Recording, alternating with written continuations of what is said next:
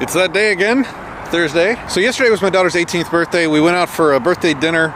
We had some interesting conversation. I just didn't have time to include it in the vlog yesterday. It's really kind of mind-blowing for me to have like an adult child for the first time in my life. I'm not exactly old myself, but I had an interesting conversation with her that I think is important, and it adds perspective to, I think, what a lot of parents miss in their relationship with their kids. I think one of the things that most parents get wrong about their relationship with their children is that it's not a sort of master and subservient relationship. At least not where the parent is in charge and the kid, has to follow orders.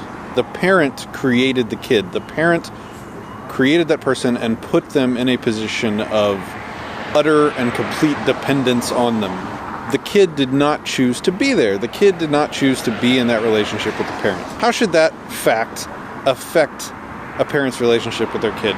Well, let's start at the beginning, right? So kids are human, sentient beings. Kids are deserving of and should be given all of the exact same rights that adult humans have, including self-ownership. Now, for a long time, a kid is unable to sort of exert self-agency, at least not in a safe way. So the parent's role is not that of an owner. A parent certainly does not own their children. It's not one of master-slave. If you don't own something, you certainly can't control it forcibly. It's also not one of full and equal partnership either, because you have a human being that has limited agency, limited wisdom, knowledge on how to keep themselves safe. So the best way to describe a parent-child relationship is one of custodianship, meaning you're just sort of in possession of someone else's property until such time as they can actually reclaim it or take possession or take control of that property. What does that mean? It means that you must treat your kids in the same way that you would treat someone else's property that was left with you for safekeeping. That means that you don't have the right to do anything to that property that property's owner would not consent to you doing. What does that mean? Does that mean the kid can just do whatever they want and you have no right or capacity to stop them even for their own safety? No, because your duty is to create an adult human that is safe, healthy, well-fed, and educated, and capable of taking on and living in this world. So you have a duty to the future self of your children to treat them in the way that their future self would expect you to treat them as children.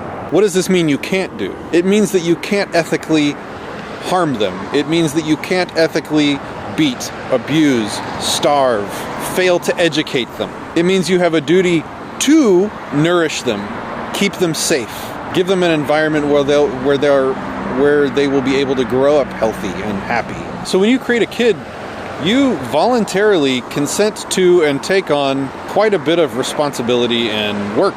It's like a job that you accept. You sign a contract to care for a kid until they're adults, until they can take possession of themselves. So in a lot of ways, being a parent is being an employee of the child's future adult self.